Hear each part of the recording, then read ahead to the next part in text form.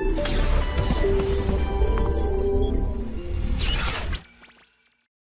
हो मेरे जिगर के टुकड़ों? बढ़िया, ठीक है। तो आप सब लोग बहुत ही अच्छे होंगे हमेशा की तरह से, और हमेशा की तरह से मैं आज वापस से आपके सामने प्रेजेंट हूँ अपना एक और लेक्चर लेके। दोस्तों, हम लोगों ने अभी तक लास्ट क्लास में जो भी बात डिस्कस की थी उसी चीज़ को हम जरा था थोड़ा सा और आगे लेके चलते हैं। मैंने आपसे लास्ट क्लास में ये वाली बात डिस्कस कर ली थी कि आखिर संरचना कैसी होती है जीवाणु की, मगर अब हम एक स्टेप और आगे चलेंगे। और दोस्तों, एक स्टेप और आगे अब हमें एक चीज़ और ऐसी मिलेगी जो जीवाणु के लिए बहुत ही खास और विशिष्ट है। और दोस्तों, आखिर वो चीज़ क्या है? दोस्तों, हम लोग ये चीज़ कहते हैं कि अगर हम कभी भी जीवाणु की संरचना की बात करते हैं तो जीवाणु की संरचना में हमें मिलती है कोशिका भित्ति के बाद एक और चीज़ जिसे हम बोलते हैं कोशिका झिल्ली। तो दोस्तों, आपका जो मेरा पॉइंट है वो क्या? वो पॉइंट है कोशिका झिल्ली के बारे में। अगर आप सभी को याद हो तो मैंने आपको एक बात पहले भी बोली थी, चाहे कोई जीव एक कोशिकीय हो, चाहे बहुकोशिकीय हो, चाहे पादप हो, चाहे जंतु हो, उनके अंदर एक चीज़ तो हमेशा मिलेगी। और वो एक चीज़ क्या है? वो एक चीज़ है कोशिका झिल्ली, जिसे आप सेल मेम्ब्रेन बोलते हो। ठीक है दोस्तों, यहाँ पे जो कोशिका झिल्ली होती है वो बनी होती है लाइपोप्रोटीन से। किससे बनी होती है? लाइपोप्रोटीन। लाइपोप्रोटीन का मतलब होता है लिपिड प्लस प्रोटीन।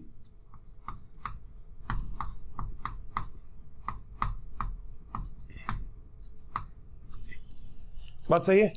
तो जो हमारा टॉपिक है वो क्या है अभी? कोशिका झिल्ली। ठीक है भाई, एक बात तो ये क्लियर हुई। दोस्तों, मैं आपको एक बात और बताना चाहूँगा। ऐसे बहुत सारे एंजाइम होते हैं जो लाइसोसोम की तरह के एंजाइम हैं, वो कोशिका भित्ति और कोशिका झिल्ली के मध्य पाए जाएंगे।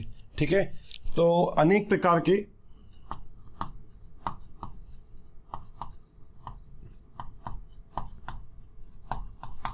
पाचक एंजाइम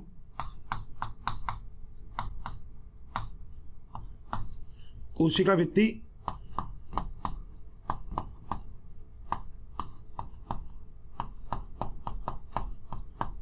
व कोशिका झिल्ली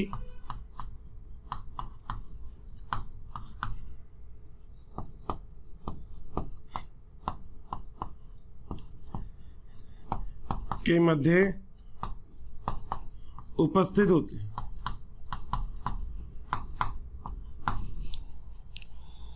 ठीक है भाई, ये दो पॉइंट सबको क्लियर है? तो अनेक प्रकार के जो पाचक एंजाइम्स होंगे ना, लाइसोसोम के अंदर पाचक एंजाइम पाए जाते थे, ऐसे ही जो पाचक एंजाइम होंगे वो दोनों झिल्ली मतलब भित्ति और झिल्ली के कहाँ होंगे? मध्य में। यहाँ तक की बात सबको क्लियर अच्छे से? डन डन डन करेंगे गोल, बहुत बढ़िया। अब आगे चलते हैं दोस्तों। कोशिका झिल्ली के बाद जब हम अंदर आएंगे तो अंदर हमें एक चीज़ मिलेगी, अब ऐसी चीज़ जो माइटोकॉन्ड्रिया के समान होती है। क्या नाम था उसका? बिल्कुल सही है, उसका नाम था मीसोसोम।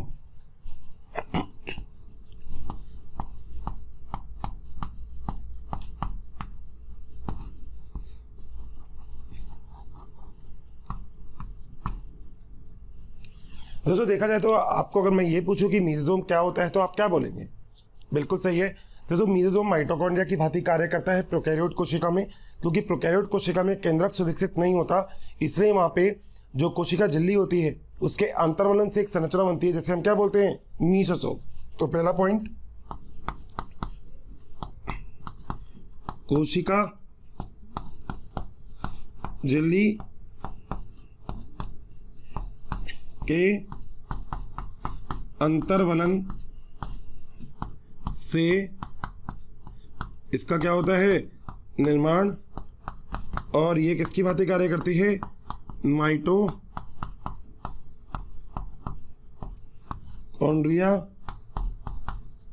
की भांति करती है क्या कार्य?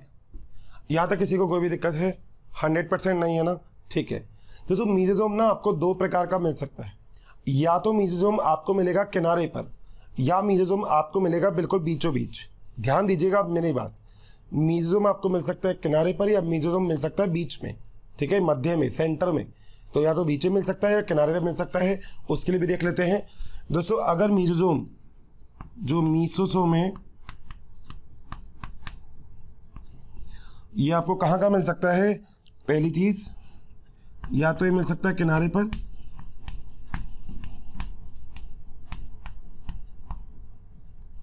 दोस्तों अगर एक किनारे वाला जो मीसोसोम होता है तो ये क्या काम करेगा? ये एटीपी का निर्माण करेगा। तो पहला पॉइंट, एटीपी निर्माण। और कोशिका भित्ति के अवयवों का निर्माण, और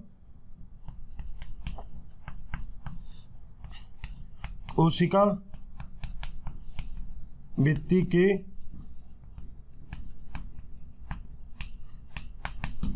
अवयवों का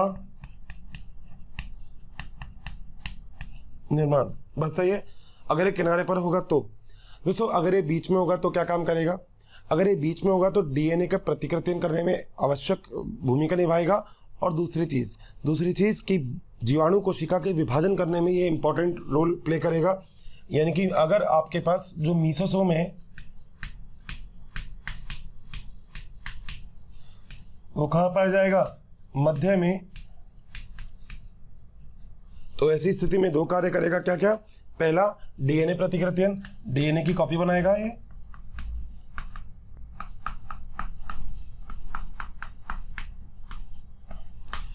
और दूसरा दोस्तों जीवाणु कोशिका का विभाजन करने का काम करेगा ये।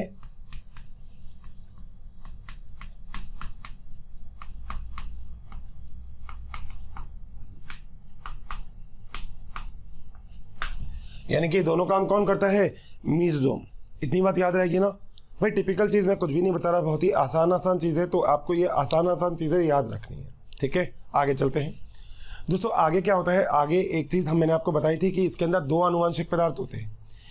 एक आनुवांशिक पदार्थ तो अगर देखा जाए, ठीक है, वो आनुवांशिक पदार्थ तो बिल्कुल मीसोसोम के पास होता है, जिसे हम बोलते हैं न्यूक्लियोइड या जीनोफोर या फॉल्स क्रोमोसोम। एक ऐसा गुणसूत्र जो गुणसूत्र के बारे में हम लोग ये कहते हैं कि वो ज़्यादा यूजफुल और ज़्यादा इंपॉर्टेंट नहीं है, और वो कहाँ मिलता है? वो मिलता है मीसोसोम के पास। दोस्तों मीसोसोम न्यूक्लियोइड को बिल्कुल होल्ड करके रखता है। अपना डायग्राम देखना, जीवाणु वाला। तो मीसोसोम के मैंने जस्ट बाद आपको जो बनाया था वो क्या था? न्यूक्लियोइड। और ये बिल्कुल उसको पकड़ के रखता है, कहता भैया जाने नहीं दूंगा तुझे आगे, तुझे तो यहीं रखूंगा मैं। ठीक है, मगर एक ऐसा भी होता है आनुवांशिक पदार्थ, जो आनुवांशिक पदार्थ, ध्यान दीजिएगा इंपॉर्टेंट है, जो आनुवांशिक पदार्थ प्लाज्मिड के रूप में पाया जाता है। किसके रूप में? प्लाज्मिड। तो दोस्तों अब हम बात करेंगे एक आनुवांशिक पदार्थ की, और उस आनुवांशिक पदार्थ का नाम क्या है? प्लाज्मिड। दोस्तों प्लाज्मिड को इंग्लिश में हम बोलते हैं प्लाज्मिड, हिंदी में भी बोलते हैं प्लाज्मिड। ठीक है, एक बात तो ये तो बहुत आसान सी थी, मगर एक चीज और, प्लाज्मिड को बोलते हैं हम एक्स्ट्रा क्रोमोसोमल डीएनए, अतिरिक्त गुणसूत्रीय डीएनए। ठीक है, तो इसको हम क्या बोलते हैं? अतिरिक्त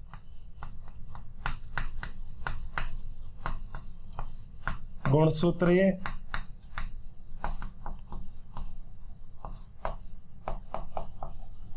डीएनए। बिल्कुल सही है। एक्स्ट्रा क्रोमोसोमल सीक्वेंस या एक्स्ट्रा क्रोमोसोमल जो डीएनए होता है वही क्या चीज होती है? प्लाज्मिड। जितने प्लाज्मिड कोशिका के अंदर उपस्थित होंगे उसे हम क्या बोलेंगे? Copy number. ये भी बात मैंने आपको बताई थी। प्लाज्मिड की संख्या,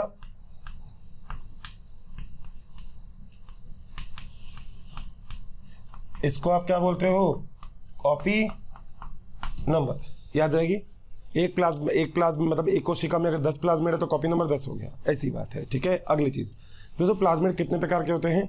5 प्रकार के होते हैं। F plasmid, R plasmid, col plasmid, degradative plasmid और वायरुलेंस प्लाज्मिड।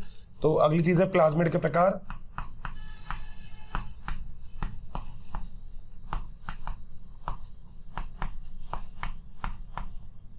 अभी केवल आपको नेम याद करने हैं बस, और कुछ नहीं। कौन कौन से हैं दोस्तों? एक है एफ प्लाज्मिड,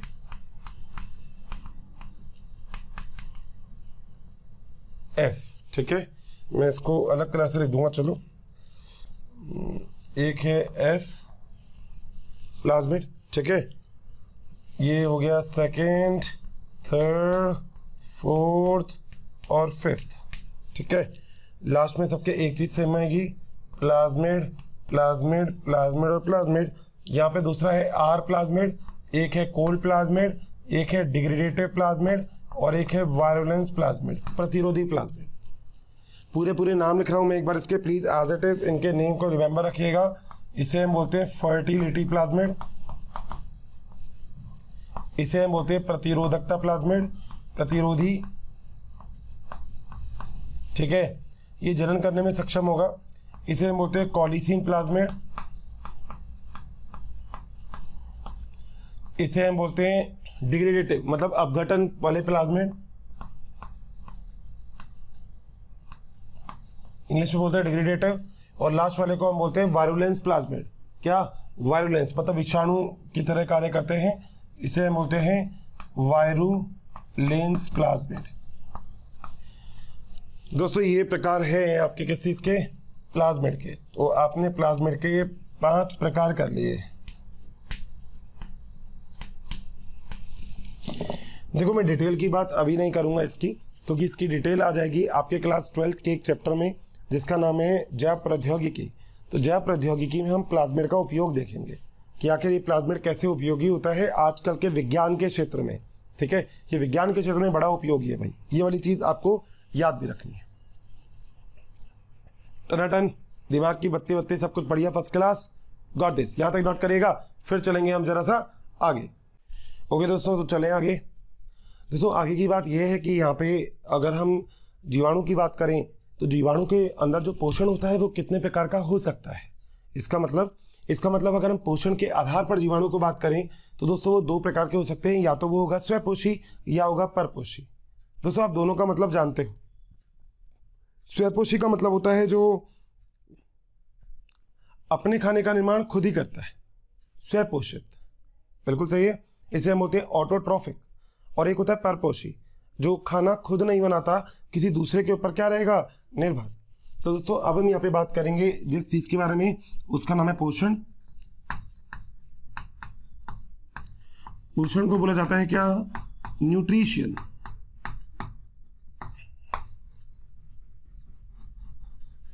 भाई खाने की आवश्यकता तो सबको होती है, आपको भी है, मुझे भी है, सबको है। तो खाने की आवश्यकता सबको है क्योंकि शरीर को क्या चाहिए, पोषण। दोस्तों पोषण के आधार पर हम इसे आगे जाके 2 भागों में बांट सकते हैं। 2 भागों में, जिसमें दोस्तों एक होता है स्वपोषी, जैसे हम बोलते हैं ऑटोट्रोफिक,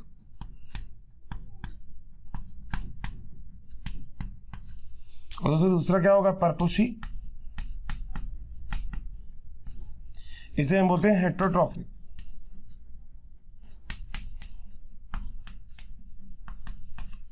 ठीक है, तो एक तो दोस्तों जो अपना भोजन स्वयं बनाता है, एक वो जो अपने भोजन के लिए किसी दूसरे पर क्या रहेगा, निर्भर। दोस्तों स्वपोषी 2 प्रकार के होंगे, या तो प्रकाश संश्लेषी या फिर रसायन संश्लेषी। तो स्वपोषी को आगे जाके वापस से 2 भागों में बांट दो। दोस्तों या तो होगा प्रकाश संश्लेषी,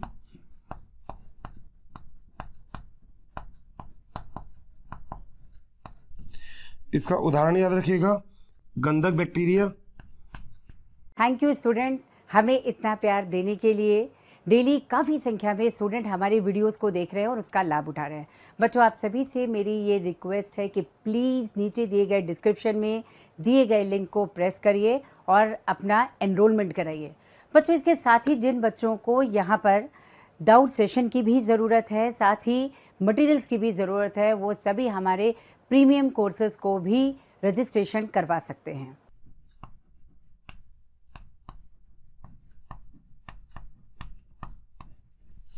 या दोस्तों जो दूसरा हो सकता है वो हो सकता है रसायन संश्लेषी।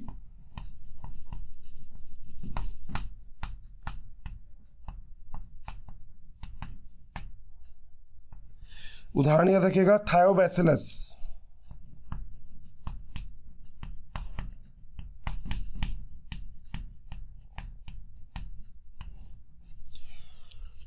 तो दोस्तों सबसे पहले हम लोगों ने डिवाइड कर दिया किस चीज को, स्वपोषी को। स्वपोषी 2 प्रकार के होंगे, या तो वो प्रकाश की उपस्थिति में अपना भोजन बना लेंगे, और अगर दोस्तों प्रकाश की उपस्थिति में वो भोजन नहीं बना पा रहे तो वो रासायनिक मतलब जो प्रकाश के अलावा वो रसायन के द्वारा अपने जो भोजन होता है वो बना लेते हैं, मतलब रासायनिक ऊर्जा के द्वारा, आप ऐसा कह सकते हैं, जिसे हम क्या बोलते हैं, रसायन संश्लेषी। और रसायन संश्लेषी का सबसे ज़्यादा उदाहरण क्या है, थायोबैसिलस। और प्रकाश संश्लेषी का उदाहरण क्या है, गंधक जीवाणु। बिल्कुल बात समझ में आ गई है, आगे चल सकते हैं।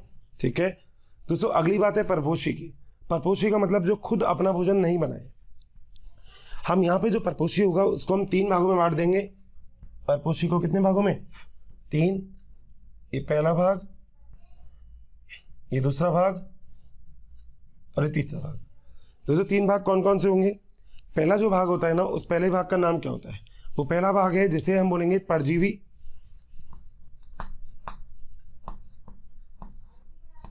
दूसरा भाग है मृतोपजीवी,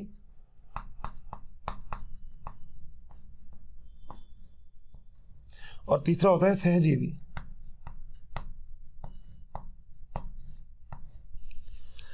दोस्तों परजीवी जो होता है इसे हम बोलते हैं पैरासाइट, मृतोपजीवी को बोलते हैं हम सेप्रोफाइट, और सहजीवी को बोलते हैं हम सिम्बायोटिक। तो अगर आप इंग्लिश के नाम भी चाहे तो लिख लीजिएगा। अब जरा हम बात करते हैं परजीवी की। इसका उदाहरण है माइकोबैक्टीरियम, ठीक है। मृतोपजीवी का दोस्तों जो उदाहरण है वो है बैसिलस वुल्गेरिस,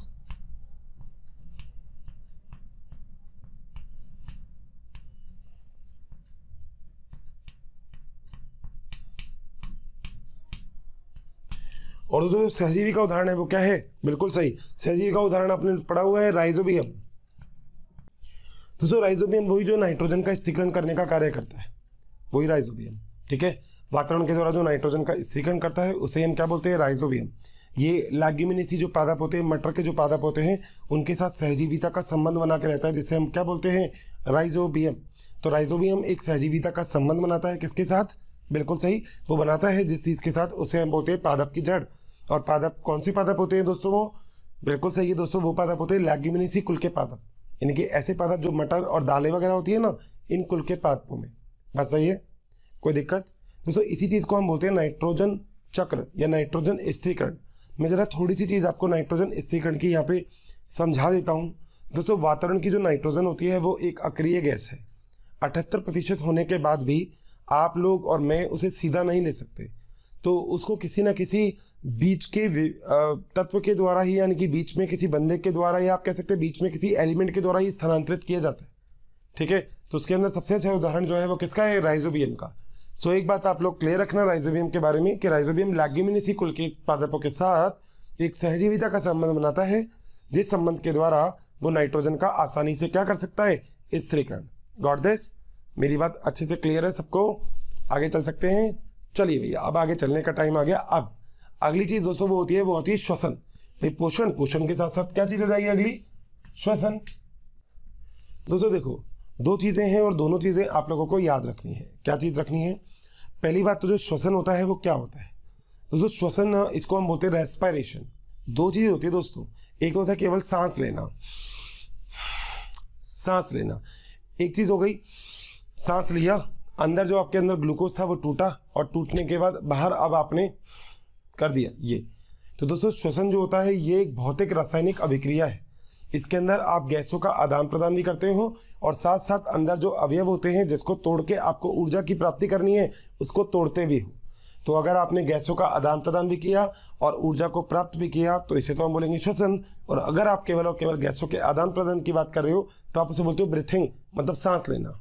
बात सही है दोस्तों। यहाँ पे दोनों प्रकार के आपको श्वसन देखने को मिलेंगे, वायवीय भी और अवायवीय भी, यानी कि ऑक्सीजन की उपस्थिति में भी श्वसन हो सकता है और ऑक्सीजन की अनुपस्थिति में भी श्वसन हो सकता है। कितनी नई बात है, आइए जरा देखते हैं, ठीक है भाई। तो कौन कौन से दो भाग बताए थे, एक बताया वायवीय श्वसन और दूसरा क्या है, अवायवीय श्वसन। दोस्तों वायवीय श्वसन का मतलब होता है ऑक्सीजन की उपस्थिति में, और अवायवीय श्वसन का मतलब होता है ऑक्सीजन की अनुपस्थिति में। बात दोनों क्लियर है, नाम से ही पता लग रहा है। इसको बोलते हैं एरोबिक, उसे बोलते हैं एनारोबिक, ठीक है। इसे बोलते हैं एरोबिक और इसे हम बोलते हैं एनएरोबिक। सही है बात, कोई दिक्कत। दोस्तों वायवीय श्वसन को आप आगे दो भागों में बांट लेते हो, दो भागों में।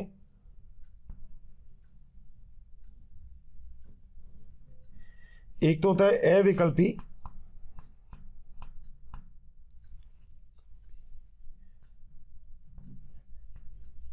एक मिनट,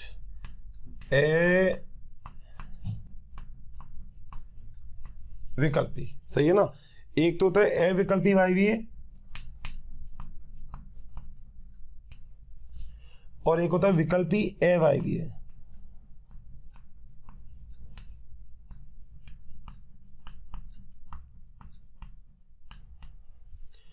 दोस्तों पहले उदाहरण लिख लेते हैं। इसका उदाहरण है एजोटोबैक्टर,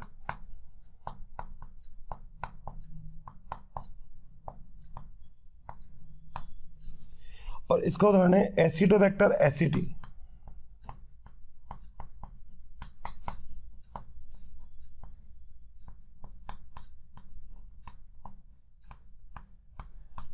एक ही नाम है दोनों ना। तो वहीं पे अगर मैं दूसरी तरफ चलूँ तो वहाँ पे क्या है, AYV है, ये भी दो प्रकार के होगा। कौन कौन सा, जरा बांट देते हैं इसको भी।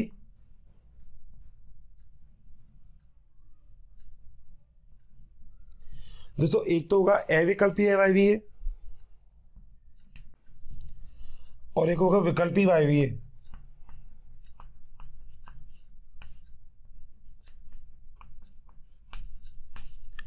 अविकल्पी AYV का उदाहरण क्लोस्ट्रीडियम,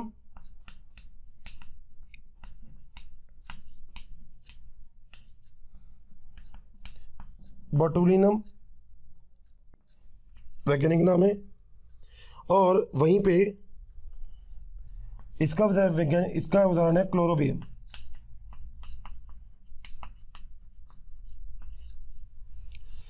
दोस्तों बात समझिएगा, पहले तो बात क्या है, मैं आपसे बात करूंगा वहीं से। पोषण का मतलब होता है भाई अगर कार्य करना है तो उसके लिए ऊर्जा की आवश्यकता होगी, और ऊर्जा की आवश्यकता के लिए कुछ ना कुछ खाना चाहिए होगा। अगर खाना चाहिए तो उसके लिए जो मतलब पोषण होता है दो प्रकार से हो सकता है, या तो अपने आप ही भोजन बना ले या किसी दूसरे के ऊपर निर्भर हो। अगर वो अपने आप भोजन बनाएगा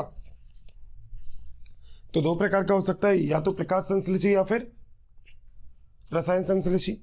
अगर वो खुद नहीं बनाएगा तो वो तीन प्रकार का हो सकता है। कौन कौन सा, परजीवी, मृतजीवी और सहजीवी। दोस्तों परजीवी वो होगा जो जीवित से अपना भोजन प्राप्त करे, मृतोपजीवी वो होगा जो मरे हुए से अपना भोजन प्राप्त करे, और सहजीविता का संबंध वो होता है जो लेने का देना होता है। जैसे आप जाते हो और टॉफ़ी की दुकान पे 10 रुपये दिए, उसने आपको टॉफ़ी दे दी, लेने का देना, तो इस चीज़ को हम क्या बोलते हैं, इस चीज़ को हम बोलते हैं सहजीविता। तो ऐसे ही राइजोबियम काम करता है। याद रखिए लैग्यूमिनेसी कुल के अंदर मटर और जो आपके दालें होती हैं उन सब में लैग्यूमिनेसी कुल में आपको ये मिलेगा। ठीक है भाई। अगली चीज़ दोस्तों यहाँ पे हम अगली बात करते हैं जिसका नाम है वायवीय श्वसन। श्वसन की बात करते हैं। श्वसन जो होता है वो दो प्रकार से हो सकता है, वायवीय मतलब ऑक्सीजन की उपस्थिति में, और अवायवीय मतलब ऑक्सीजन की अनुपस्थिति में भी। वायवीय श्वसन को आप दो प्रकार से बात करते हो, ध्यान दीजिएगा आप जरा। पहला है अविकल्पी वायवीय, यानी कि जो केवल और केवल ऑक्सीजन की उपस्थिति में ही काम करे। ऑक्सीजन की उपस्थिति होगी वो तभी वृद्धि कर पाएंगे। एग्जाम्पल है एजोटोबैक्टर। मगर अगर मान लो ऑक्सीजन नहीं हुई तो वो ऑक्सीजन की अनुपस्थिति में भी वृद्धि कर सकते, मगर उनको पहली चीज तो ऑक्सीजन चाहिए। मगर मान लो अगर ऑक्सीजन नहीं है तो ऑक्सीजन की अनुपस्थिति में भी वृद्धि कर सकते हैं। उसे हम बोलेंगे विकल्पी अवायवीय, यानी कि विकल्प के रूप में वो अवायवीय श्वसन कर रहे हैं। एग्जाम्पल एसिडोबैक्टर एसिटी, सेम अवायवीय, यानी कि जो ऑक्सीजन की अनुपस्थिति में अपना भोजन बनाए, यानी कि ऑक्सीजन की उपस्थिति इनको नहीं चाहिए। अब दो टाइप के होगा, अविकल्पी अवायवीय और विकल्पी वायवीय। अविकल्पी अवायवीय का मतलब क्या होता है कि जिनको सी ऑक्सीजन की अनुपस्थिति ही चाहिए, मगर अगर ऑक्सीजन उपस्थित भी है तो वो भी वृद्धि कर सकते हैं विकल्पी वायवीय के अंदर। बस इतनी सी बात याद रखना। विकल्पी का मतलब विकल्प का मतलब ये वैसे तो ऑक्सीजन की उपस्थिति में ही काम करेगा, मगर अगर ऑक्सीजन नहीं हुआ तो भी ये काम कर सकता है। बस इतनी सी बात आप लोगों को याद रखनी है। ये चीज़ है दोस्तों हमारे पास पोषण की, और वहीं पे ये वाली चीज़ है जो है श्वसन। तो पोषण और श्वसन दो बातें अच्छे से क्लियर है, सबके दिमाग में बैठ गई ना भाई, बहुत ही अच्छे से। ठीक है भाई, यहाँ तक नोट करिएगा, फिर आगे चलते हैं। यहाँ तक की कहानी सबको क्लियर है, अच्छे से सब कुछ अच्छे से खोपड़ी में बैठ चुका है। बिल्कुल दोस्तों, अब मैं आपको दो तीन चीज़ें और बताने वाला हूँ यहाँ पे। सबसे पहली बात तो यहाँ पे राइबोसोम उपस्थित होते हैं। राइबोसोम होते हैं 70S प्रकार के। आप पहले से जानते हो राइबोसोम 70S में क्यों बोलता हूँ, क्योंकि S का मतलब होता है श्वेतवर्ग गुणांक। क्या होता है?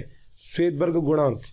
तो यहाँ पे एक बात आपको याद रखनी है, और वो चीज़ ये कि इसके अंदर जो राइबोसोम पाया जाएगा, राइबोसोम, वो राइबोसोम कौन सा होगा?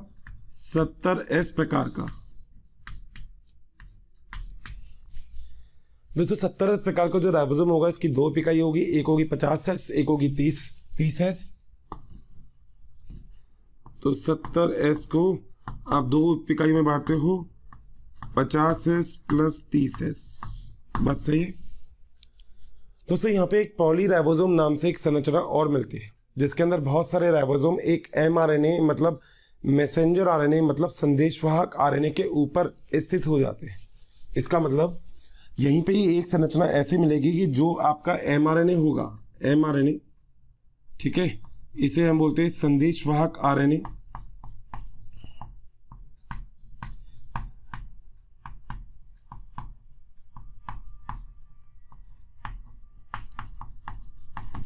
इस एमआरएनए के ऊपर आपको इस तरीके से राइबोसोम लगे हुए दिखाई दे जाएंगे, ऐसे ये दिख गए, सबको दिख रहे हैं। तो दोस्तों ऐसे आपको राइबोसोम यहाँ पे क्या दिखाई दे जाएंगे, लगे हुए।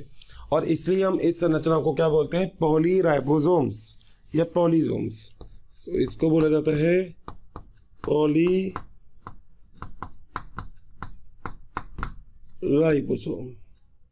बताओ भाई, यहाँ तक मेरी बात में किसी को कोई भी दिक्कत? 100%। बच्चों काफ़ी संख्या में डेली हमें बहुत सारे कमेंट्स आ रहे हैं कि वी प्लीज़ इस टॉपिक पे वीडियो बनाएं, इस सब्जेक्ट पे वीडियो बनाएं। तो आप सभी से मेरी रिक्वेस्ट है कि प्लीज़ हमारे यूट्यूब चैनल को सब्सक्राइब करें और उसमें दिए गए बेल आइकन को प्रेस करें ताकि टाइम टू टाइम आपको नोटिफिकेशन मिलता रहे। बच्चों हम ऐसा इसलिए कह रहे हैं कि बहुत सारे बच्चे उसी टॉपिक की रिक्वेस्ट करते हैं जो ऑलरेडी हमारे चैनल्स पे दिए हुए हैं। तो आप सभी से रिक्वेस्ट है कि आप सभी जो है उस चैनल पे जा करके उन सारे वीडियोस का लाभ ज़रूर उठाएं। डन दोस्तों, आगे चलें। दोस्तों राइबोसोम के बाद यहाँ पे जो कोशिका द्रव्य है वो उसके बारे में आपको पता ही है कि कोशिका द्रव्य के अंदर बहुत सारी चीज़ें उपस्थित होंगी। जैसे कोशिका द्रव्य के अंदर बहुत सारे एंजाइम उपस्थित होते हैं, कई सारे ग्लैन्यूल्स यानी कि कण उपस्थित होते हैं, वो मैं आपको डायग्राम में लिखवा चुका हूँ। एज इट इज़ इतना ही आपको याद रखना है और कुछ नहीं, ठीक है। अगली चीज़ दोस्तों, अगली एक बहुत ही ज़रूरी चीज़ अब जो यहाँ पे आती है ना, वो आती है जनन। क्या आती है? जनन। तो दोस्तों अब जो हम टॉपिक के बारे में बात करने वाले हैं उस टॉपिक का नाम क्या है? उस टॉपिक का नाम है जनन। तो जरा मैं इसको तो रब कर रहा हूँ और अब हम सीधा सीधा एक टॉपिक के बारे में बात करने वाले हैं यहाँ पे, जिसका नाम क्या है? जनन। आइए जरा देखते हैं इंग्लिश में क्या बोलते हैं जनन को।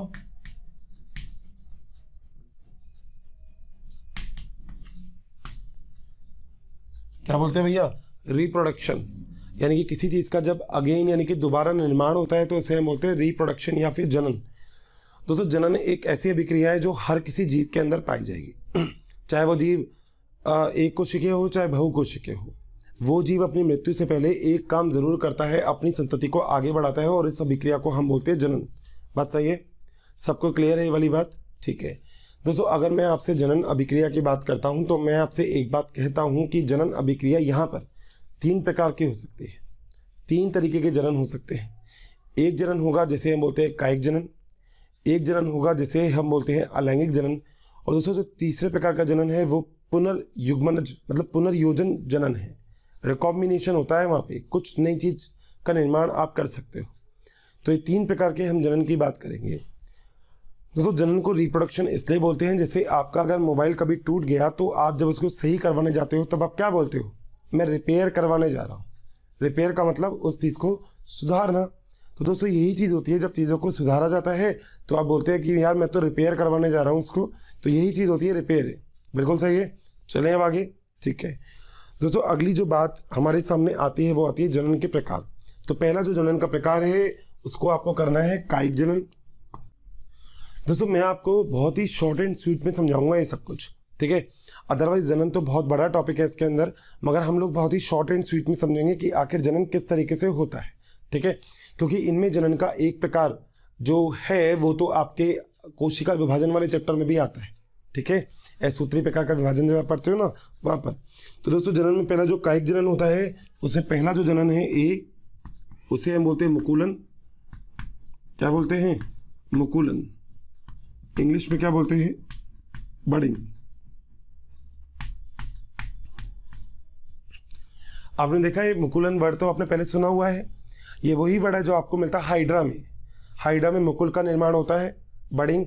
नेट के ऊपर एक्चुअली मैं आपको इंग्लिश में इसलिए लिखता हूँ क्योंकि आप चाहें तो इस चीज़ को सर्च भी कर सकते हैं कि आपने पढ़ा हुआ है या नहीं है। हाइड्रा में आपने देखा था अलग से एक मुकुल का निर्माण होता है, वो होता है मुकुलन। ऐसे दोस्तों सेम अभिक्रिया होती है। अगर हम बात करें तो ईस्ट के अंदर फंजाई या कवक जो होती है उसके अंदर ही मुकुल का निर्माण होता है। तो एक अलग से संरचना का निर्माण हो जाता है और वो संरचना जब अलग होगी तब उससे एक नए जीव का क्या हो जाएगा? निर्माण। इसे ही हम क्या बोलते हैं? मुकुलन। बात सही है। तो दूसरा होता है उसे हम बोलते हैं बाइनरी फिजन, यानी कि द्विविभाजन।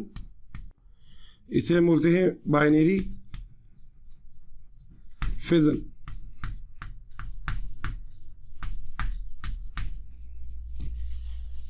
दोस्तों एक्चुअली क्या होता है द्विविभाजन वगैरह कि अगर कभी भी आपके पास कोई भी एक जीवाणु है तो वो जीवाणु अब आगे जाके दो जीवाणुओं के अंदर कैसे बदलेगा जरा देखिएगा।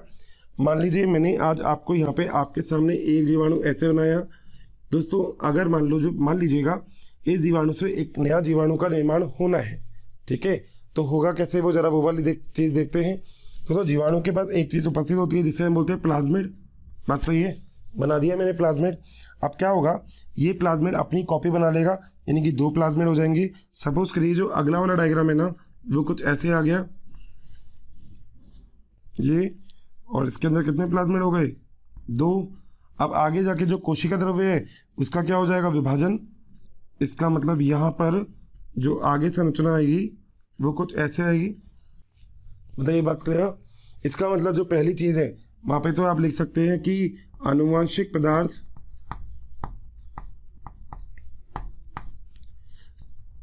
की प्रतिकृति बनती है।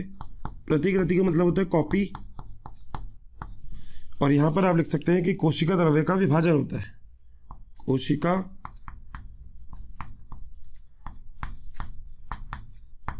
द्रव्य विभाजन। तो दोस्तों ये क्या प्राप्त हो गई आपको, संतति कोशिका। और ये कौन सी कोशिका है,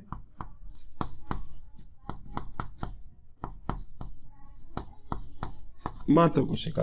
तो आपको एक मात्र कोशिका से दो क्या मिल गई है, संतति कोशिकाओं का आपके सामने निर्माण हो चुका है। ये वाली बात आपको अच्छे से याद रखनी है। बताइए भाई यहाँ तक किसी को कोई भी समस्या, कैसी भी दिक्कत तो नहीं है ना, बिल्कुल सही है, टकाटक बिल्कुल सही। तो यहाँ तक की बात दोस्तों आप लोग बहुत ही अच्छे से समझिएगा, और इस चीज़ को आपको याद करने की ज़रूरत नहीं है, केवल आप आसानी से इसको देख सकते हो, ठीक है। दोस्तों अगला एक और होता है जिसे हम बोलते हैं एंडोस्पोर का निर्माण, और ये केवल आपको याद रखना है सी पॉइंट, सी, जिसका नाम होता है एंडोस्पोर निर्माण। क्या होता है, एंडोस्पोर, स्पोर का निर्माण। दोस्तों एंडोस्पोर का निर्माण क्या होता है, एंडोस्पोर का मतलब होता है जो अंदर की तरफ स्पोर बन जाए। कई बार कुछ परिस्थितियां ऐसी होती है जो जीवाणु के लिए अच्छी नहीं होती, मतलब जो परिस्थिति जीवाणु अपनी फेवरेबल कंडीशन नहीं मानता, ऐसी कंडीशन मानता है कि यार ये वाली चीज़ें क्यों आ गई, ये तो मुझे पसंद ही नहीं है। तो अगर ऐसी स्थिति कभी भी जीवाणु के अंदर आ जाएगी तो ऐसी स्थिति में जिस प्रकार का जनन होगा वो क्या होगा, एंडोस्पोर का फॉर्मेशन। गॉट दिस अच्छे से, दिक्कत तो नहीं है भैया किसी को भी। 100% आराम से जो मैंने सामने लिखवाया एक बार इसको ध्यान से देखिएगा। डन भाई, यहाँ तक हो गया।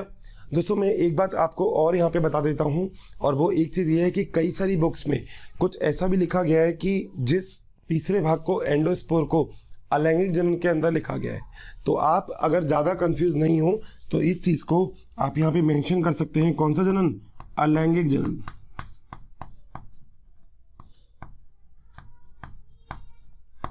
अलैंगिक जनन, और इसको फिर आप ए कर लीजिएगा, ठीक है।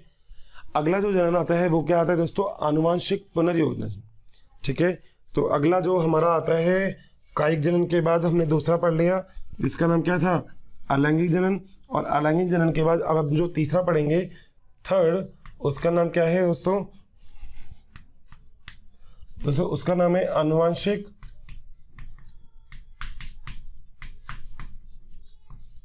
पुनर्योजन।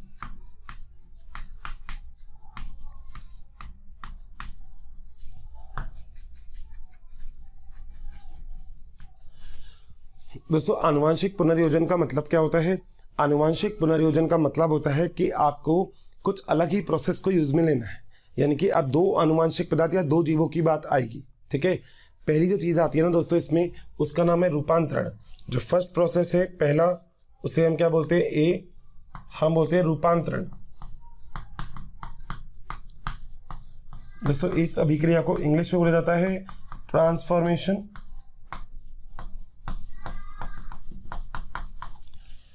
हम ये वाली अभिक्रिया कर सकते हैं प्रयोगशाला में भी। तो आज के टाइम में तो हम प्रयोगशाला में भी इस अभिक्रिया को करने के लिए पूरी तरह से स्वतंत्र है, ठीक है, हमें कोई दिक्कत नहीं है। क्या चीज़ होती है दोस्तों, जब भी ट्रांसफॉर्मेशन का मतलब होता है जब भी कोई भी आनुवांशिक पदार्थ कोशिका झिल्ली से अंदर आ जाता है तो इस अभिक्रिया को हम बोलते हैं ट्रांसफॉर्मेशन या हम बोलते हैं रूपांतरण। इसका मतलब अगर आपके पास कोई भी जीवाणु है तो जीवाणु की भित्ति से होता हुआ जो आनुवंशिक पदार्थ है वो उसके अंदर आ जाएगा, तो इस अभिक्रिया को क्या बोलेंगे हम? रूपांतरण। दोस्तों प्रयोगशाला में इस चीज़ के लिए कैल्शियम क्लोराइड का यूज में लिया जाता है, किसका? CaCl2 का। मैं वो वाला एक्सपेरिमेंट आपको बता देता हूँ तो आपको अच्छे से समझ में आ जाएगा। दोस्तों अगर मान लीजिए आपके पास कोई भी ये कोशिका है, ठीक है, और आपको इसके अंदर कोई भी आनुवंशिक पदार्थ स्थानांतरित करना है तो आप क्या करेंगे दोस्तों? आप इसके ऊपर सबसे पहले डाल देंगे CaCl2, एक केमिकल डालने के बाद क्या होगा? जो आपने कोशिका बना रखी है, इस कोशिका के बाहर वाली लेयर में कुछ क्षणिक विक्षोभ उत्पन्न हो जाएगा, यानी कि थोड़ा बहुत वो ब्रेक हो जाएगी। ब्रेक होने के बाद जो आनुवंशिक पदार्थ आपको इसके अंदर स्थानांतरित करना है वो आनुवंशिक पदार्थ आप इसके अंदर स्थानांतरित कर दोगे। कर दिया। मगर पहले तो आप यही काम करो कि अभी आपने क्षणिक विक्षोभ उत्पन्न करके इसको थोड़ा सा ऐसे रख दिया, ठीक है। प्रोसेस को और थोड़ा सा अच्छा बनाता हूँ। अब क्या होगा दोस्तों? आगे आपको लगभग 42 डिग्री सेंटीग्रेड तक का तापमान देना है। तो तापमान देने के बाद ये जो झिल्ली की पारगम्यता है ये और बढ़ेगी। भाई तापमान के बाद तो बढ़ती है, और बढ़ने के बाद क्या होगा? जो आनुवंशिक पदार्थ है दोस्तों एक कोशिका के अंदर आ जाएगा। फिर आप तापमान को हटा दीजिए तो जो आनुवंशिक पदार्थ है वो आनुवंशिक पदार्थ अब आपको कोशिका के अंदर मिल गया। इसका मतलब पहले आनुवंशिक पदार्थ कोशिका में नहीं था, आपने आनुवंशिक पदार्थ को डालने के लिए बाहर वाली झिल्ली से, तो इस अभिक्रिया को क्या बोलते हैं हम? रूपांतरण। आपने प्रयोगशाला में करवा लिया, CaCl2 मेथड बोलते हैं इसको, या CaCl2 विधि बोलते हैं। यानी कि इस विधि के द्वारा आप आनुवंशिक पदार्थ का स्थानांतरण आसानी से कर सकते हैं। मेरी बात ध्यान से बैठिए, अच्छे से समझ में, बिल्कुल सही है। अगली चीज दोस्तों हम एक बी पॉइंट की बात करते हैं दोस्तों, इसे हम बोलते हैं ट्रांसडक्शन, ठीक है। ये वाला ट्रांसडक्शन मैं आपको वायरस में ज्यादा डिटेल से समझाऊंगा, तो यहाँ पे तो कब केवल लिख रहा हूं ट्रांसडक्शन।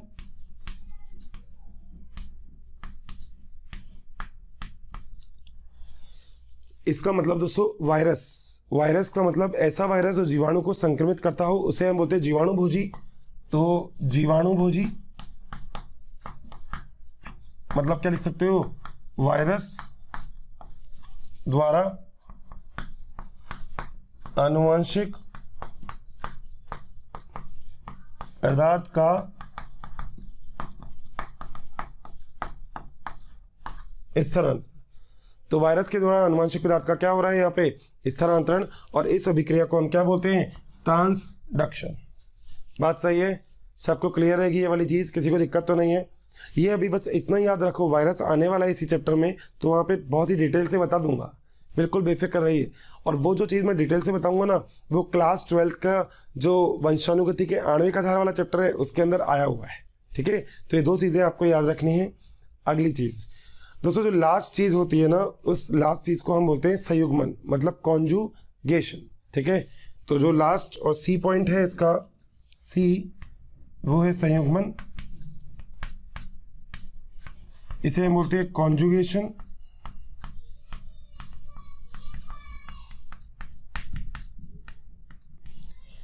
दोस्तों कॉन्जुगेशन का मतलब क्या है?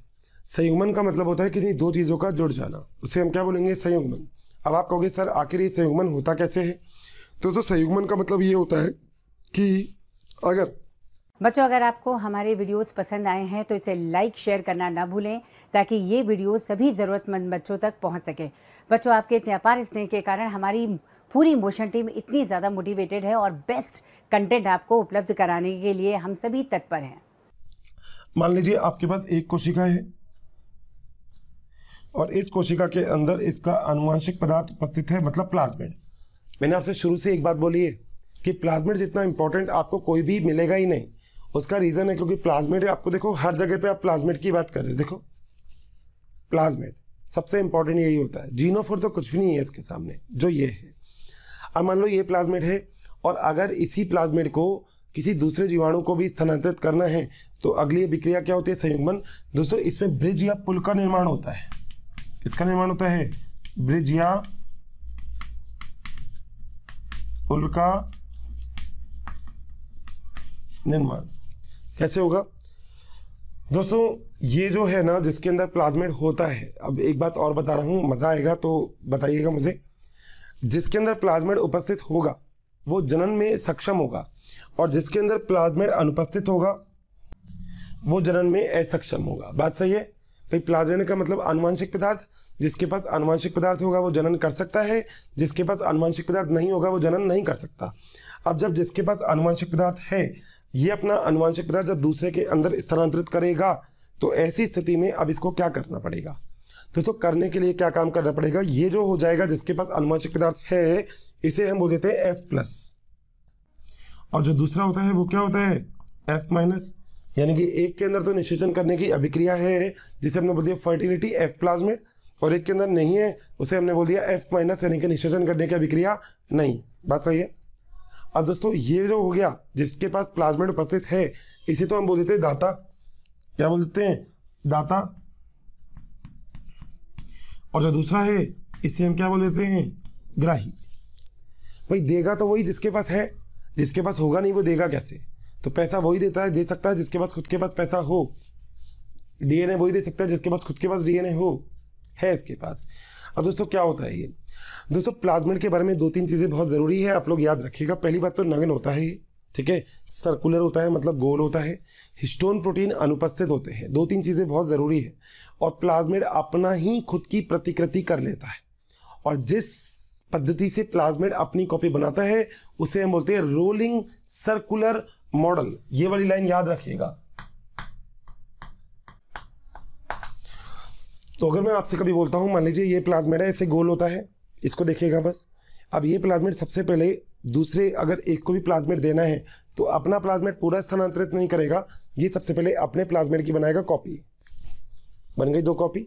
अब देखो एक तो ये रहा, एक ये रहा, ठीक है, देखो 2 हो गए, देखो ये 2 है ना, तो ये ऐसे बन जाते हैं, बन गई। मगर दोस्तों अभी तो ये एक साथ ही है, तो होगा क्या, यहाँ पे ये कट लगता है, इसमें ऐसे काट दिया, ये बाहर निकलता है और फिर ये जुड़ जाता है। एंजाइमों के द्वारा ये अभिक्रिया होती है। तो आपके पास एक प्लाज्मिड है, एक प्लाज्मिड से कितने प्लाज्मिड बनाओगे आप? 2। और अभिक्रिया का नाम क्या है? Rolling circular model. क्या नाम है? Rolling circular model. Got this? अच्छे से समझ में आ गई मेरी बात? किसी को कोई भी दिक्कत कैसी भी नहीं है ना? बिल्कुल। चलें आगे, ठीक है भाई, चलें अब जरा आगे। दोस्तों अब होता क्या है, जो दाता होता है ना वो ग्राही के अंदर एक बना देता है ऐसे पाइप, ऐसा, ठीक है। और पाइप बनाने के बाद यहां से जैसे इसकी कॉपी बनेगी तो इसकी कॉपी यहां से निकलती हुई दूसरी तरफ भी चली जाती है। इसके पास भी हो गया। अब अगली स्थिति जो आएगी दोस्तों, इस चीज को आप क्या बोलते हो? ब्रिज या पुल। अब अगली स्थिति आएगी, वो क्या आएगी? एक तो आपके पास ये आएगी कोशिका, एक आपके पास कोशिका ये आ गई, इसके अंदर दोस्तों ये रहा प्लाज्मिड और इसके अंदर ये रहा प्लाज्मिड। बताइए कोई दिक्कत? यानी कि एक से आपको कितने प्लाज्मिड का निर्माण हो जाएगा? 2 प्लाज्मिड का। यानी कि एक कोशिका से कितनी कोशिका बन गई? 2। अब जब इसके पास उपस्थित था तो आपने इसको F+ बोला था, इसके पास अनुपस्थित था पहले तो आपने इसको F- बोला था, ठीक है। बाद में जब दोनों के पास उपस्थित हो गया, क्योंकि ये इस कॉपी यहाँ तक जाएगी, जब दोनों के पास उपस्थित हो गया तो अब क्या हो गया दोस्तों? ये भी F+ हो गया और ये भी क्या हो गया? F+। यही चीज़ होती है जनन, रिप्रोडक्शन। आसान है। इसका मतलब एक से कॉपी बना के दूसरे के अंदर दे दो। भाई ऐसा नहीं होगा कि एक अपनी कॉपी बना के दूसरे को दे देगा और एक खाली रह गया, नहीं। दोनों के पास भैया कुछ ना कुछ तो रहना चाहिए, और जब दोनों के पास कुछ ना कुछ रहेगा तो उसकी सबसे बड़ी स्थिति ये होगी कि आपके पास इस प्रकार की एक अभिक्रिया आ जाएगी। तो ये चीज़ हम लोग पढ़ते हैं किसके अंदर? जीवाणु के अंदर, कि जीवाणु का जनन किस प्रकार का होता है। मेरे हिसाब से जितने भी मेरे दोस्त हैं, जितने भी मुझे समझ पा रहे हैं, उन सबको अच्छे से ये सब चीज़ें क्लियर हो गई होगी। बहुत ही बढ़िया। 100% मान सकता हूँ मैं कि यहाँ तक के पॉइंट में किसी को कोई भी डाउट नहीं है। 100% श्योर। Got this. बहुत ही बढ़िया दोस्तों। अब जरा हम आगे एक छोटे से टॉपिक पे और चलेंगे, यहाँ तक प्लीज़ नोट करिएगा। जी हाँ दोस्तों, तो यहाँ तक की कहानी आप सभी मेरे प्यारे साथियों को अच्छे से क्लियर है। चलें अब जरा आगे दोस्तों। अब हम बात करते हैं कि आखिर मैंने आपको बोला था कि 6 जगत की प्रणाली क्या थी। दोस्तों थोड़ा सा पुराना टॉपिक है, मगर आप लोग जाना चाहें तो इस वाले टॉपिक पे बहुत आसानी से आ सकते हैं।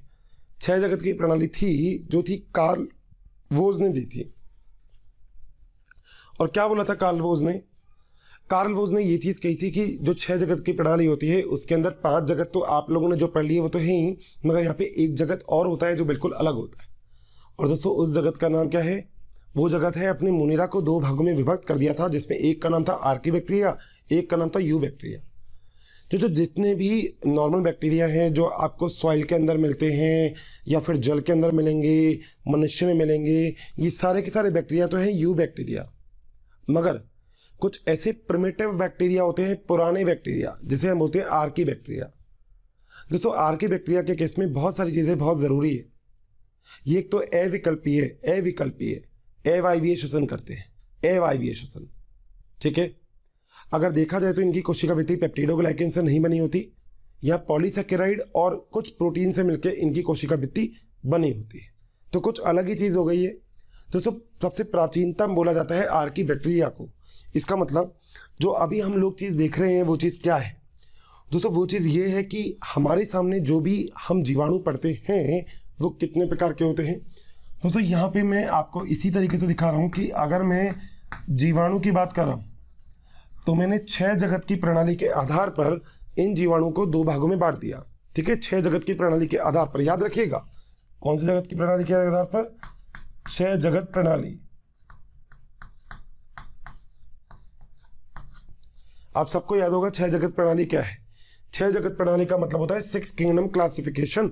इसका मतलब जो जगत होते हैं वो होते हैं 6, Archie bacteria, you bacteria, protista, Plantae मतलब पादप, फंजाई मतलब कवक, और एनिमेलिया, ठीक है। तो ये टोटल हो गए 6 जगत की प्रणाली, ठीक। Archie bacteria, you bacteria, protista, Plantae, fungi और एनिमेलिया, तो 6 जगत की प्रणाली हो गई। आइएगा तो 6 जगत की प्रणाली में आप इसको 2 भागों में बांट देते हैं।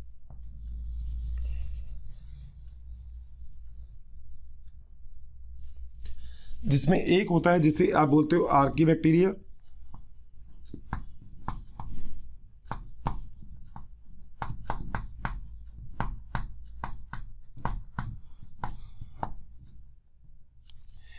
इसे आप एक नाम और बोल सकते हो आर्किया, और एक आप बोलते हो यू बैक्टीरिया।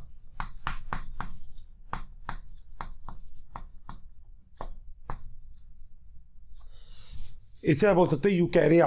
तो वो हो गया आर्की बैक्टीरिया, ये हो गया यू बैक्टीरिया, बिल्कुल सही है। चलें आगे। दोस्तों आर्की बैक्टीरिया जो होंगे ना, इनमें ज़्यादातर आप बोलते हो कि ये अवायवीय श्वसन करते हैं और बहुत ही पुराने यानी कि पुरातत्व प्रकार के जीवाणु हैं। तो पहली बात पुरातत्व, इसका मतलब है पुराने प्रकार के हैं। सबसे पहले हम बोलते हैं पृथ्वी पर यही मिलते हैं, ठीक है। इनकी कोशिका भित्ति पेप्टिडोग्लाइकेन से नहीं, तो कोशिका भित्ति किससे बनेगी? तो अगला पॉइंट जो दोस्तों कोशिका भित्ति है वो किस किस से बनेगी बताइए?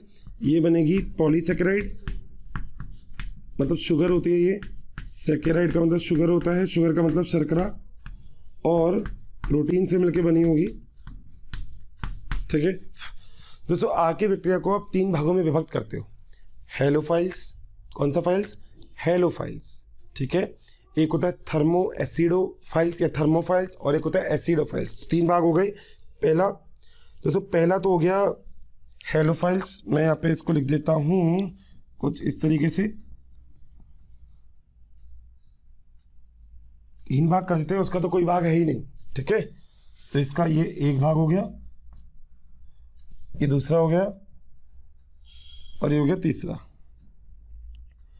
चलिए दोस्तों, पहला दोस्तों कर लीजिएगा मिथेनोजन।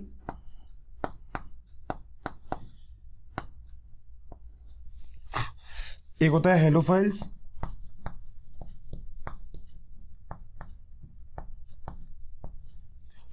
और एक होता है थर्मो एसिडोफाइल्स।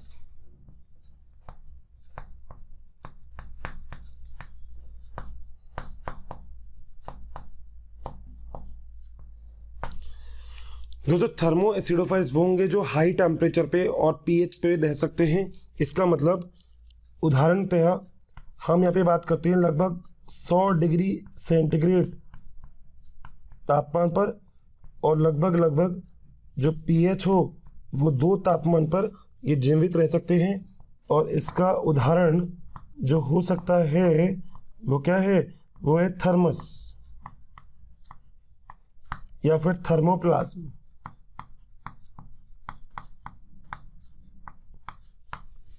ठीक है दोस्तों, अगर मैं हेलोफाइल्स की बात करूंगा तो आप बोलोगे कि ये अत्यधिक लवणीयता में अत्यधिक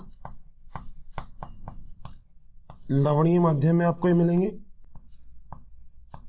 यानी कि जहां पे सॉल्ट की कंसंट्रेशन ज़्यादा होगी। और उदाहरण लिख लीजिएगा, हेलोकोकस।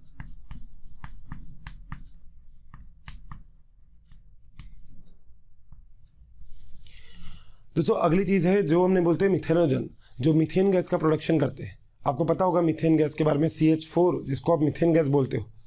एक्चुअली जो कैटल मवेशी होते हैं ना, उनके रूमेन में, रूमेन RUMEN, रूमेन जो आते वगैरह होते हैं, यहाँ पे आपको मिलेगा ये। और गाय के गोबर में आपको मिथेनोजन ज़्यादा मिलता है, मीथेन गैस ज़्यादा मिलती है। तो मिथेनोजन यानी कि जो मीथेन गैस बनाने का कार्य करते हैं, तो क्या बनाते हैं ये, मीथेन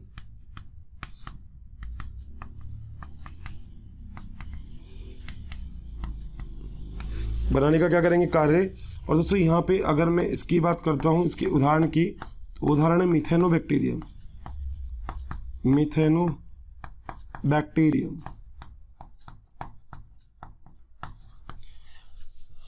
बैक्टीरियम बोल दिया तो समझ में आ गया, बैक्टीरिया मतलब जीवाणु है। दोस्तों अगर मैं मिथेनोबैक्टीरियम की बात करूंगा तो दलदली क्षेत्रों में जनरली ये उपस्थित होता है जहाँ पे मीथेन गैस बनती है। आपने सुना होगा बायोगैस का निर्माण, आप पढ़ोगे क्लास 12 के अंदर बायोगैस का निर्माण कैसे होता है। सूक्ष्म जीवों का आर्थिक महत्व के नाम से एक चैप्टर है, माइक्रोब्स इन ह्यूमन वेलफेयर। तो वहाँ पे आप पढ़ोगे कि आखिर बायोगैस का निर्माण कैसे होता है, और उसके लिए आप लोगों को मीथेन गैस का प्रयोग करना पड़ेगा। जो दोस्त मेरे को, जितने भी दोस्त मुझे सुन रहे हैं, उनमें से बहुत दोस्तों को तो एक बात पता होगी कि उनके गाँव में या उनके घर में भी हो सकता है गोबर गैस बनाई जाती हो। गाँव में तो आजकल बनाई जाती है क्योंकि गवर्नमेंट से सब्सिडीज़ वगैरह भी मिलती है इसके लिए। इंडिया में एक ऑर्गेनाइजेशन है जिसका नाम है IARI, ठीक है, और एक ऑर्गेनाइजेशन है जिसका नाम है KVIC, खादी विलेज वाला एक ऑर्गेनाइजेशन है, और एक है IARI, राष्ट्रीय कृषि अनुसंधान केंद्र। ये दोनों के दोनों मिथेनोबैक्टीरियम के ऊपर बहुत अच्छे से काम कर रहे हैं, दुनिया को बता भी रहे हैं कि भैया आखिर मीथेन गैस का प्रोडक्शन कैसे और क्यों किया जा सकता है। तो ये चीज़ बहुत अच्छे से आज के टाइम में की जा रही है, आप तो ये बात मान सकते हैं, ठीक है भाई। अब दोस्तों अगर हम बात करें तो ये 3 प्रकार के तो हमारे हो गए, ठीक है, मगर इसके अलावा अगर मैं यूबैक्टीरिया की बात करूं तो जल के अंदर पाए जाने वाले, मृदा के अंदर पाए जाने वाले, या फिर मनुष्य के अंदर पाए जाने वाले जो भी प्रकार के बैक्टीरिया है वो सारे के सारे क्या है, यूबैक्टीरिया। अगर देखा जाए तो जितनी भी संरचना हम लोग पढ़ते हैं वो यूबैक्टीरिया की ही पढ़ते हैं, ठीक है। कोशिका भित्ति वगैरह की जब हम पेप्टिडोग्लाइकिन की बात करते हैं तो भी वो बात यूबैक्टीरिया की आती है, क्योंकि आखिर की बैक्टीरिया में तो पेप्टिडोग्लाइकिन की कोशिका भित्ति होती नहीं। यहाँ पे कोशिका भित्ति किसकी पाई जाती है, पॉलीसेकेराइड की और प्रोटीन की। बात सही है।